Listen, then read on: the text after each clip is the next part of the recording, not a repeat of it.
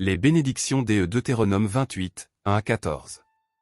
Avant de lire ces bénédictions, il est nécessaire de comprendre comment Dieu bénit les humains que nous sommes. Il comble ses fidèles en Christ des biens matériels et spirituels. En vérité, la véritable bénédiction de Dieu nous la recevons en Jésus-Christ, notre Seigneur et Sauveur, qui est mort pour nos péchés et ressuscité pour notre justification. En effet, Jésus-Christ est notre véritable bénédiction.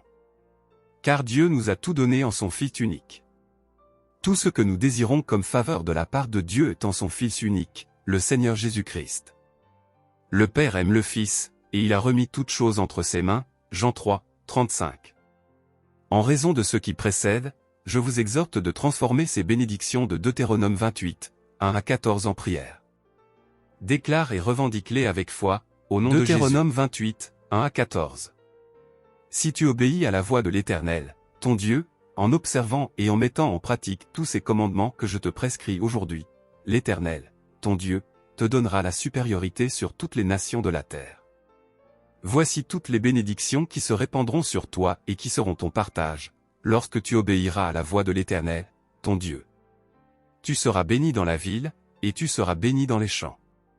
Le fruit de tes entrailles, le fruit de ton sol, le fruit de tes troupeaux, les portées de ton gros et de ton menu bétail, toutes ces choses seront bénies. Ta corbeille et ta huche seront bénies. Tu seras béni à ton arrivée, et tu seras béni à ton départ. L'Éternel te donnera la victoire sur tes ennemis qui s'élèveront contre toi. Ils sortiront contre toi par un seul chemin, et ils s'enfuiront devant toi par 7 chemins. L'Éternel ordonnera la bénédiction d'être avec toi dans tes greniers et dans toutes tes entreprises. Il te bénira dans le pays que l'Éternel, ton Dieu, te donne. Tu seras pour l'Éternel un peuple saint, comme il te l'a juré, lorsque tu observeras les commandements de l'Éternel, ton Dieu, et que tu marcheras dans ses voies. Tous les peuples verront que tu es appelé du nom de l'Éternel, et ils te craindront. L'Éternel te comblera de biens, en multipliant le fruit de tes entrailles, le fruit de tes troupeaux et le fruit de ton sol, dans le pays que l'Éternel a juré à tes pères de te donner. L'Éternel t'ouvrira son bon trésor, le ciel, pour envoyer à ton pays la pluie en son temps et pour bénir tout le travail de tes mains. Tu prêteras à beaucoup de nations, et tu n'emprunteras point.